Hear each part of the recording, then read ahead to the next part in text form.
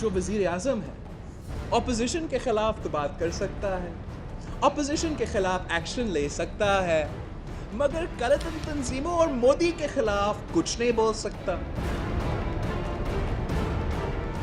جو پاکستان کا کالعدم تنظیم ہے اس کا لیڈر اسد عمر صاحب کے ساتھ الیکشن کے دوران میڈیا کے سامنے آتے ہیں, وہ اعلان کرتا ہے پی ٹی آئی کا جوائن کرنا اور سپورٹ کرنا. دوسرا ایک منسٹر بھی موجود ہے جس کا ویڈیو وائرل کافی دفعہ ہوا ہے سوشل میڈیا پہ, جہاں وہ کہہ رہا ہے کہ جب تک تحریک انصاف کا حکومت ہوگا تب تک ایک اسپیسیفک بینڈ آرگنائزیشن کے خلاف کوئی ایکشن نہیں ہوگا. وہی مائی کا لال جب تک ہم اسمبلی میں اور تحریک انصاف ہے, حافظ سعید صاحب کو جو چھوڑے, جو پاکستان کے لیے حق اور کلمہ حق کا ساتھ دے گا ہم اس کا ساتھ دیں گے انشاءاللہ. اور میری آپ سے التجا ہوگی کہ آپ خود اسمبلی میں آئے بیٹھے اوپر, پھر دیکھیں کہ یہ واقعی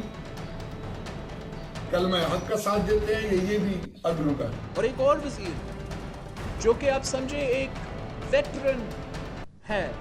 جو ہر سلیکٹڈ گورنمنٹ میں وزیر بن جاتا ہے, ایک خاص ذہنیت کی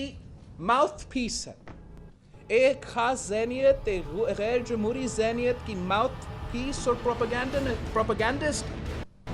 جس کا نہ صرف پاس سٹیٹمنٹس موجود, نہ صرف his attendance